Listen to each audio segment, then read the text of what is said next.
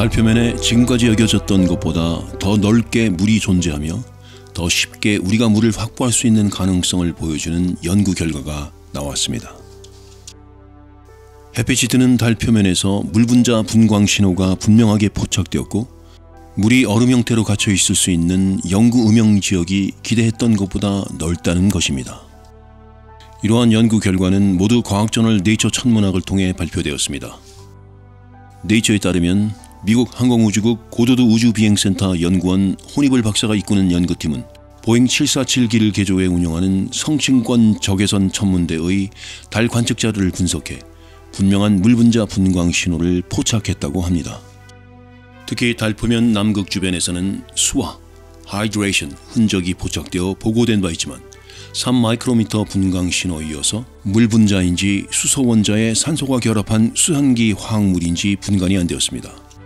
하지만 성층권 적외선 천문대가 달 남반구의 클라비우스 크레이터에서 관측한 6마이크로미터 분광 신호는 물 분자가 햇빛을 받아 가열될 때 나오는 것으로 수산기 화합물과 공유하지 않는 물 분자만의 신호로 확인되었습니다. 연구팀은 남반구 고위도 지역에 물 분자가 100에서 412ppm 정도로 존재하며 달 표면에서 증발하지 않고 토양 알갱이 사이에 보관된 것으로 추정했습니다.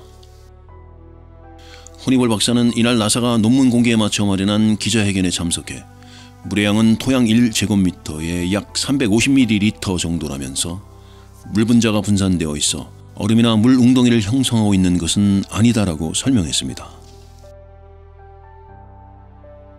볼더 콜로라도 대학 천체물리학 포레인 박사가 이끄는 연구팀은 해성이나 운석을 통해 전달된 물이 얼음 형태로 보존되어 있을 수 있는 영구적인 음영지역 콜트랩이 다양한 크기와 형태로 존재하며 이전에 추정되던 것의 2배가 넘는 약 4만 제곱킬로미터에 걸쳐 남극과 북극 주변에 형성되어 있는 것으로 추산했습니다.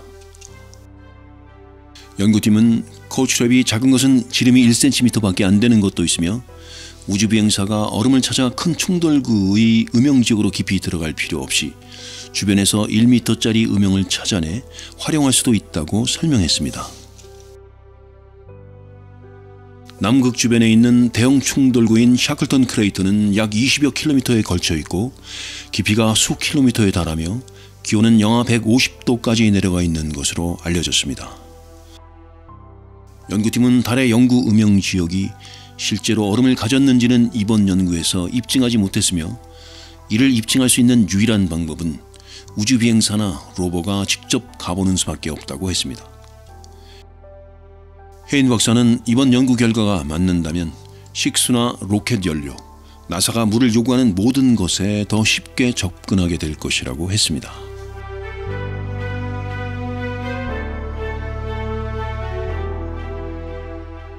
대기 없이 핵만 남아있는 행성이 처음으로 관측되었다는 소식입니다.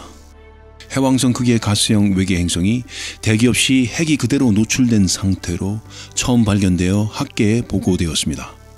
이 행성은 행성 내부를 들여다보고 핵의 구성을 파악할 유례없는 기회가 될 것으로 받아들여지고 있습니다. 스위스 베른 대학에 따르면 영국 워릭대학 물리학과의 암스트롱 박사가 이끄는 연구팀은 지구로부터 약 730광년 떨어진 곳에서 태양과 매우 유사한 별을 도는 외계 행성 TOI 849b를 관측한 결과를 과학저널 네이처 최신호에 발표했습니다. 이 행성은 해왕성급 이상 질량을 가진 행성이 발견되는 사례가 극히 드문 해왕성 3호로 불리는 별에 가까운 영역에서 발견되었습니다. 항성에 너무 바짝 붙어 있어서 궤도 주기가 18시간에 불과하고 표면 온도는 1500도에 달하는 것으로 관측되었습니다. 암스트롱 박사는 질량을 고려할 때 이상하리만큼 별에 가까이 붙어 있다고 했습니다. TOI 849b는 질량이 지구의 약 40배에 달하지만 반경은 지구의 3.4배밖에 안 되어 밀도가 상당히 높은 것으로 나타났습니다. 주로 철과 암석, 물 등으로 구성되고 수소와 헬륨 등은 매우 적은 것으로 분석되었는데 이처럼 수소와 헬륨을 많이 축적하고 있을 것이라는 기대와는 달리 아주 적은 양만 갖고 발견된 것은 놀라운 일로 받아들여지고 있습니다. 연구팀은 이 행성에서 수소와 헬륨 가스를 볼 수 없다는 것에서 행성의 핵이 노출되어 있다는 것을 알 수 있다면서 가스형 행성의 핵이 온전한 형태로 노출된 채 관측된 것은 이번이 처음이라고 밝혔습니다. 연구팀은 베른 대학이 개발한 베른 행성 형성 및 진화 모델을 통해 TOI-849b가 핵을 노출하게 된 원인에 대해 두 가지 가능성을 제시했습니다. 우선 목성급 행성으로 존재하다가 별에 너무 가까이 다가서거나 다른 행성과 충돌하는 등의 사고로 대기가 거의 모두 날아갔거나, 아니면 핵을 형성한 뒤 비정상적인 상황이 발생해 아예 대기를 형성하지 못한 실패한 행성일 수 있는 것으로 나타났습니다. 논문의 공동저자인 베른대학 물리연구소의 크리스토프 모르다시니 박사는 다른 행성과의 중력작용으로 원시 행성계 원반 내에 간극이 생기거나 대기를 형성하는 과정에서 원반 내 물질이 고갈될 때 대기를 형성하지 못하고 실패한 행성이 될 수 있다고 설명했습니다.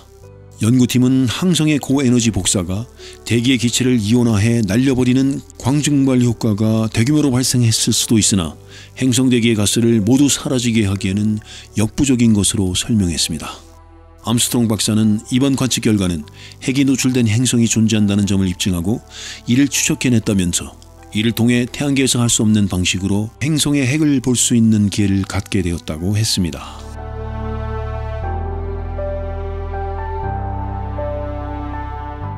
모 항성으로부터 1000억 킬로미터 이상 떨어져서 궤도를 돌고 있는 외계 행성이 발견되었다는 소식입니다. 지구로부터 약 336광년 떨어진 곳에 대형 외계 행성이 모 항성으로부터 약 1000억 킬로미터 이상 떨어진 초장거리 타원 궤도를 돌고 있는 것으로 밝혀져 태양계의 제9 행성을 찾는 단서가 될지 주목되고 있습니다. 항성으로부터 이처럼 멀리 떨어진 대형 행성의 궤도 움직임을 측정해낸 것은 이번이 처음입니다. 이 행성은 남십자자리의 쌍성 HD106906에서 지난 2013년에 칠레 라스 캠파나스 천문대의 구경 6.5m 마젤란 망원경으로 처음 관측되었지만 궤도 특성까지 파악할 수는 없었습니다. 이는 현존하는 망원경 중에서는 허블 우주망원경만이 해낼 수 있는 것이었는데, 미국 버클리 캘리포니아 대학의 메이지 응우엔 연구원이 허블 망원경의 14년치 정밀 관측 자료를 분석해 마침내 행성 궤도의 특성을 밝힌 결과를 천문학 저널 최신호에 발표했습니다. 미국 항공우주국 고도드 우주비행센터에 따르면 목성의 11배에 달하는 질량을 가진 HD106906b는 항성으로부터 약 1094억 킬로미터 떨어진 곳에 있습니다. 이는 태양과 지구의 거리 730배가 넘는 거리입니다. 별로부터 워낙 멀리 떨어져 있어 상대적으로 짧은 시간 동안 관측한 자료만으로 15,000년의 궤도를 특정하는 것이 여간 어렵지 않았다고 합니다. 연구팀은 HD106906b가 쌍성 주위를 감싸고 있는 먼지와 파편, 그리고 원반 너머에서 매우 긴 타원 궤도를 그리며 공전하고 있고, 원반 형태도 이 행성의 중력 영향으로 비대칭적 이상 구조를 보이는 것으로 분석했습니다. 연구팀은 항성 주변 원반이 태양계의 해양성 궤도 밖 작은 얼음 천체가 모여있는 카이퍼 벨트와 유사하다고 설명했습니다. 그러면서 제9 행성이 카이퍼 벨트 밖에서 HD106906b와 유사한 타원 궤도를 가진 것으로 추정되고 있는 점을 고려할 때 이번 연구 결과는 제9 행성의 궤도가 가능하다는 점을 보여주는 증거라고 했습니다. 항성 HD106906은 형성된 지 1500년밖에 안 되는 신생별이어서 만약 태양계에도 이와 유사한 제9 행성이 존재한다면 아마도 46억 년 전 태양계가 형성되던 초기에 만들어졌을 것으로 추정되었습니다. 이 행성은 현재 위치보다 훨씬 더 항성에 가까운 태양과 지구의 3배 거리에서 형성된 뒤 가스 원반의 인력으로 안쪽으로 끌려 들어가다 서로 휘도는 쌍성의 중력 효과로 행성계 거의 끝까지 밀려났다는 것이 유력한 가설입니다. 행성계 밖으로 완전히 벗어나지 않은 것은 지나가던 별이 궤도 안정화 역할을 한 덕분이라 볼 수 있습니다. 우리 은하의 3D 지도를 만드는 가이아 위성의 자료를 통해 이런 작용을 했을 것으로 추정되는 후보 별도 이미 밝혀진 상태입니다. 연구팀은 행성 HD106906b의 특이 궤도와 관련된 가설이 태양계의 제9 행성 가설과 닮은 점을 들어 46억 년 전 태양계에서 발생한 현상을 볼 수 있는 타임머신을 가진 것과 같다고 주장했습니다. 태양계의 제9 행성도 태양계 안쪽에서 형성된 뒤 목성을 비롯한 다른 행성과의 상호작용으로 카이퍼 벨트 밖으로 밀려나다 지나가는 별이 궤도를 조정해 안정화되었다는 가설을 갖고 있습니다. 태양계의 제9 행성 1호는 해왕성 너머 작은 천체 집단이 태양계 내 일반 천체 궤도와는 다른 이상 궤도를 보이는 것을 정황 증거로 삼고 있는데, 대형 행성이 아닌 작은 천체들의 중력이 집단으로 작용했거나 단순 통계적 이상치일 수 있다는 반론도 제기되고 있습니다. 응우엔 연구원은 내년에 발사될 차세대 제임스 웹 우주망원경이 가동되면 HD 106906b보다 더 작은 토성급 행성까지 포착할 수 있어 행성계 안쪽에서 쫓겨난 다른 행성을 찾을 수 있을 것이라면서 더 오래되고 더 희미한 행성을 볼 수 있게 됨으로써 새로운 가능성을 열게 될 것이라고 했습니다.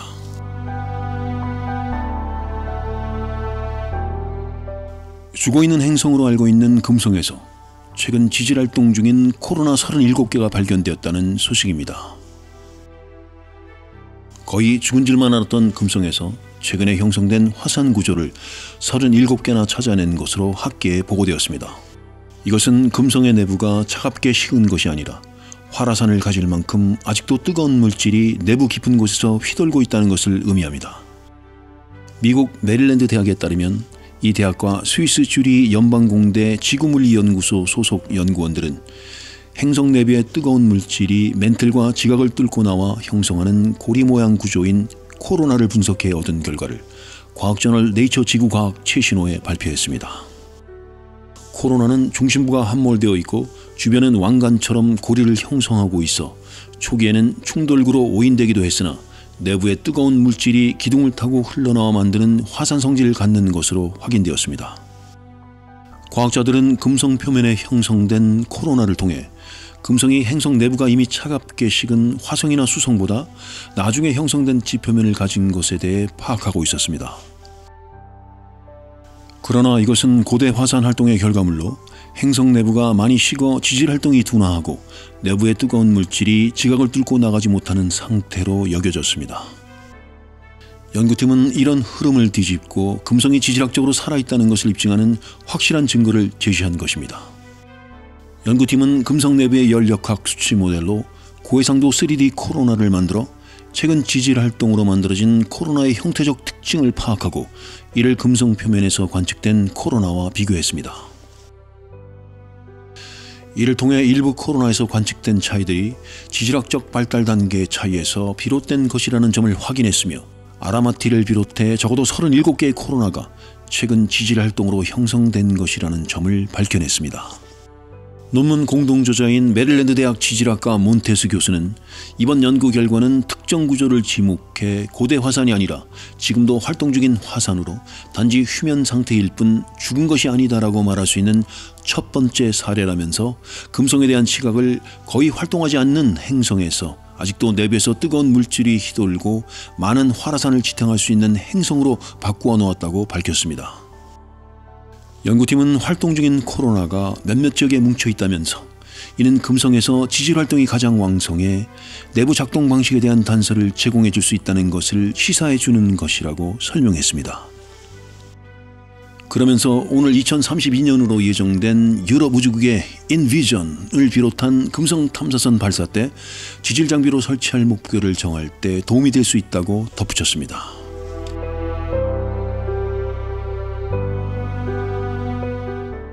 지구로부터 101.4광년 떨어져 있는 지구 같은 외계 행성으로 주목받는 TOI 700D에 관한 소식입니다.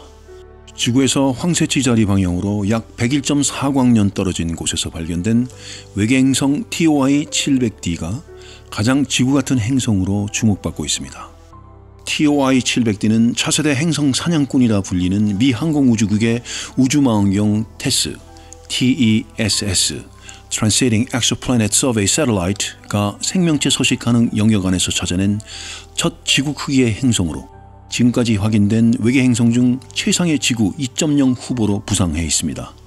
하버드 스미스소니언 천체물리학센터와 과학 전문 매체 등에 따르면 지난 2018년 태양계 인근의 외계 행성을 찾아내기 위해 발사된 테스가 태양 질량의 약 60%이면서 표면 온도가 3900켈빈 미만인 M형 외성 11개에서 찾아낸 소형 외성은 17개에 불과합니다. 테스 관측 자료상 TOI-700D는 태양 질량의 0.415배에 불과한 M형 외성의 세 번째 행성으로 크기는 지구의 1.14배로 분석되었습니다.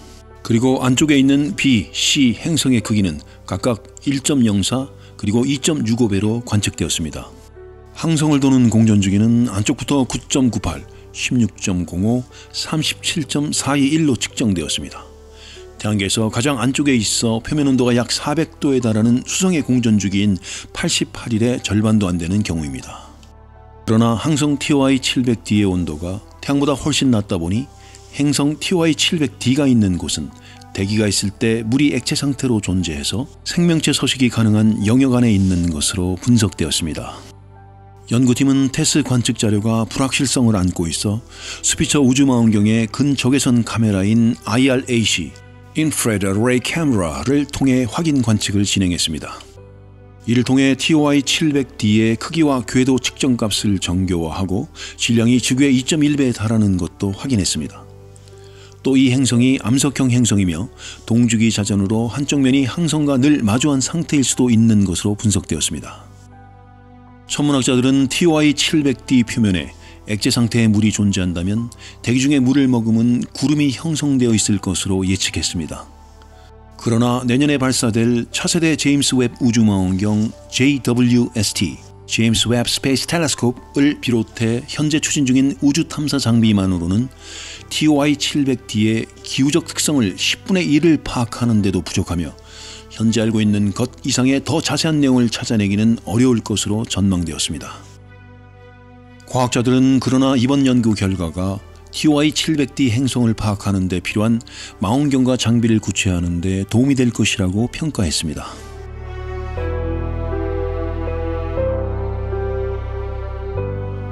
크기는 목성만 하지만 질량은 10분의 1밖에 안 되는 솜사탕 행성이 또 발견되었다는 소식입니다.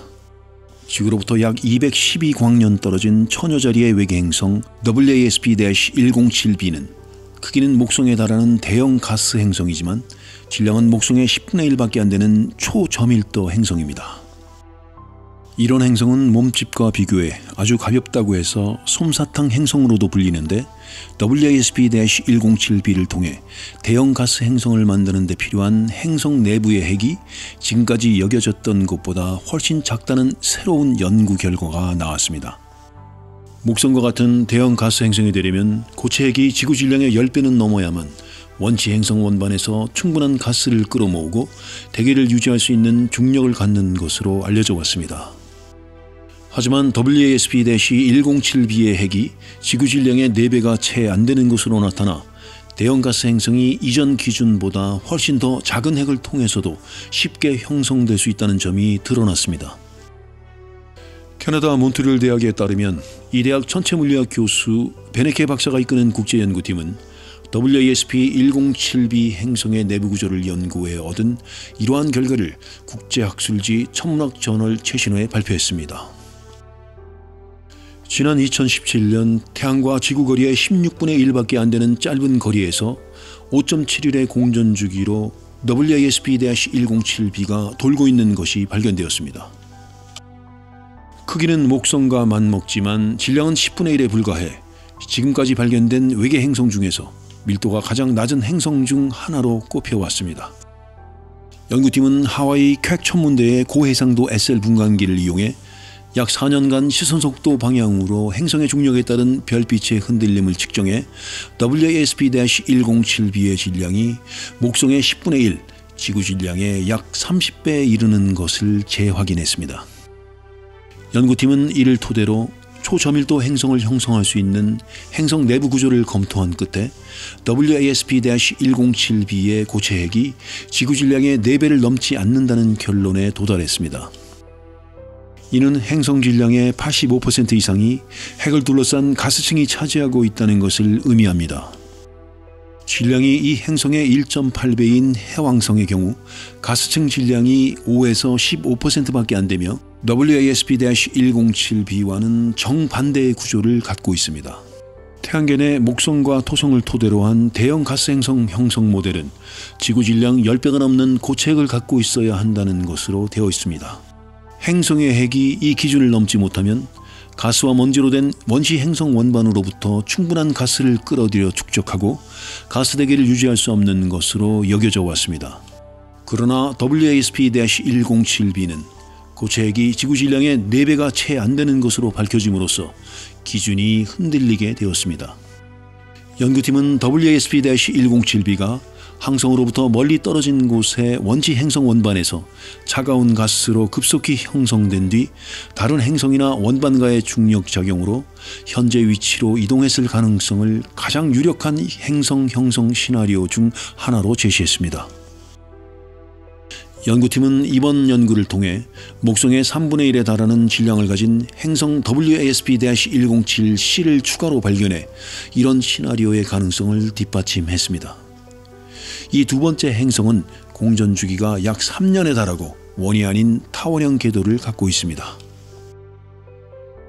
연구팀은 지난 2018년 허블 우주망원경을 이용한 관측에서 풍부해야 할 메탄가스가 적은 것으로 나타난 것도 풀리지 않은 의문 중의 하나라면서 올해 말에 차세대 제임스 웹 우주망원경이 발사되어 관측이 이루어지면 행성의 대기 구성에 관한 정확한 자료를 얻을 수 있을 것으로 기대했습니다.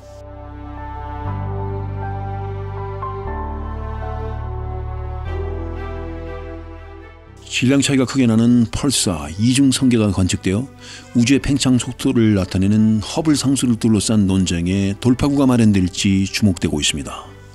외부 은하의 후퇴 속도와 지구에서의 거리 관계를 나타내는 비례상수인 허블 상수는 우주의 나이를 측정하는 기본 척도이지만 셰피드 변광성을 기준으로 할 때와 우주 마이크로파 배경 복사를 이용해 구한 값이 10% 가까이 차이가 나 천문학계의 고민거리가 되어 왔습니다.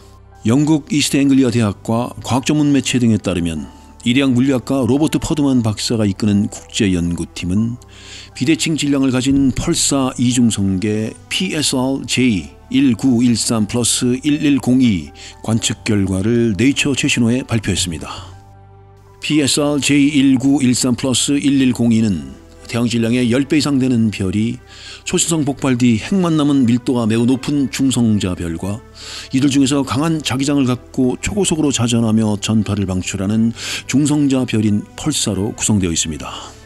5시간 주기로 서로를 돌면서 앞으로 4억 7천만 년 후에는 서로 충돌하며 합병할 것으로 예측되었습니다. 이때는 지난 2017년 8월에 레이저 간섭 중력파 관측소 LIGO, Laser Interferometer Gravitational Wave Observatory가 최초로 포착한 GW170817과 같은 중성자별 간 충돌에 의한 중력파를 만들어낼 것으로 보입니다. 펄사 이중성계인 PSR-J1913+1102를 구성하는 두 별의 질량은 각각 태양의 1.62배와 1.27배로 질량비는 0.78로 측정되었습니다. 합병하는 두 별의 질량비는 약 0.9 정도로 크게 차이가 안 나는 것과 비교하면 꽤 큰 편입니다. PSR-J1913+1102는 지난 2014년에 푸에르토리코 아레시보 천문대의 대형 전파 망원경을 이용해 최초로 관측되었으나 두 별의 질량 차이가 커서 일반 펄사 이중성계와는 다르다는 것이 최근에야 확인되었습니다. 연구팀은 PSR-J1913+1102의 두 별 중 질량이 큰 별의 중력이 작용하면서 충돌과 합병 이전에 작은 별의 물질을 상당 부분 뺏어오고 파괴하게 되는 과정에서 질량이 비슷한 중성자별 간의 충돌과 합병 때보다 더 많은 양의 뜨거운 물질을 방출하기 때문에 관측이 어렵지 않을 것으로 예측했습니다. 게다가 PSR-J1913+1102처럼 비대칭 질량을 갖고 합병 과정에 있는 중성자별 이중성계가 10개 중 1개꼴 이상이어서 많은 관측 기회를 제공할 것으로 분석했습니다. 퍼드먼 박사는 비대칭 중성자별 이중성계는 허블 상수를 측정할 수 있는 완전히 독립적인 방식을 제공할 수 있다면서 이는 허블 상수를 측정하는 대표적인 두 방식의 측정값 차이가 커서 교착 상태를 푸는 결정적인 해법이 될 수 있다고 했습니다.